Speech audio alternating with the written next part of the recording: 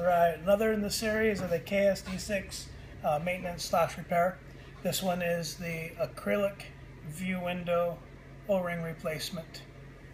You'll need for this, you're going to need a number 19 O-ring, which comes in the O-ring replacement kit.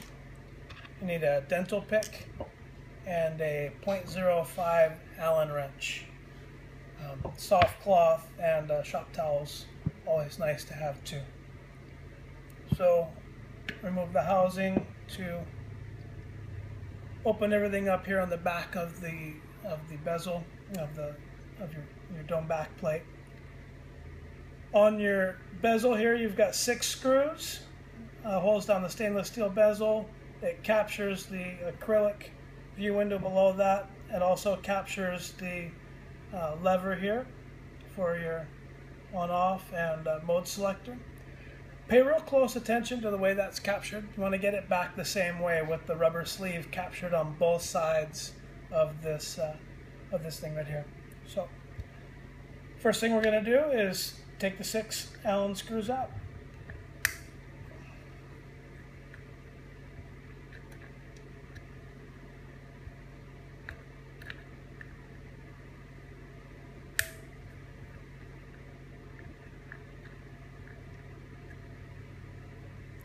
If you strip or damage, or if they're corroded or something like that, and you need to replace these little button head screws, you can get them off of McMastercar.com.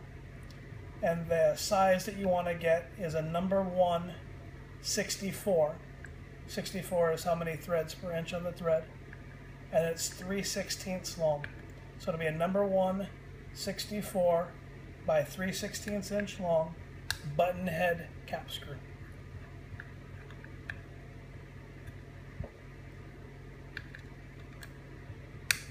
If we are careful when we remove this last screw and then pull the bezel off, the lever will stay with the bezel like that, and we want to just keep it there. Next, we need to take the acrylic out. If you're replacing the dome, the great time to do this is after you have the outer ring and the dome off, then you can just push it out with your finger. But since we're only doing this one, we need to pick this out with a dental pick.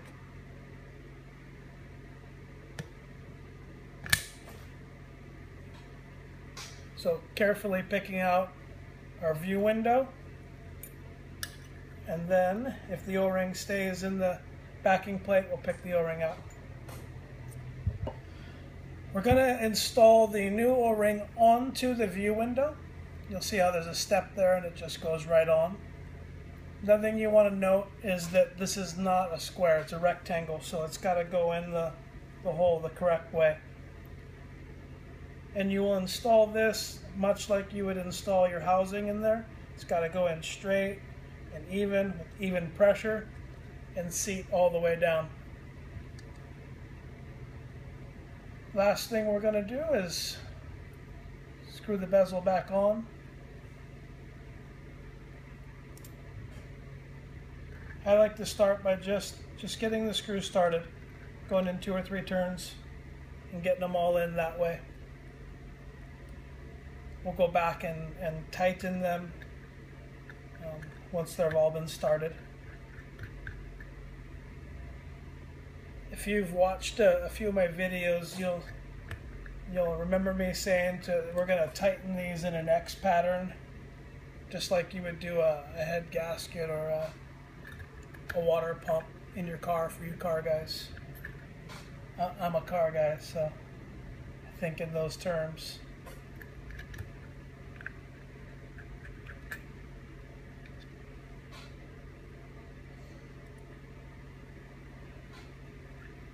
Okay, so now we have the 6 screws started.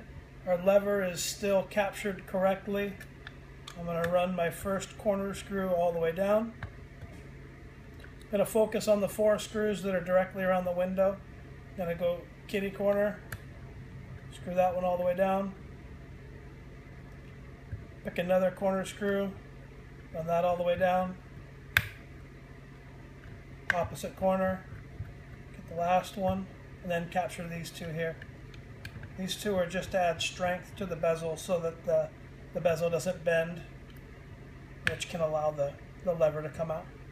So once I did that, then I just like to run in a circle and just make sure that I didn't miss one or forget one or something like that.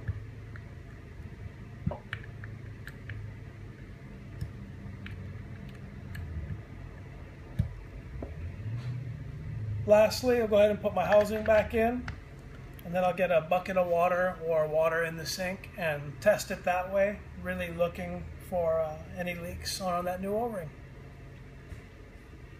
That's it. Thanks, guys.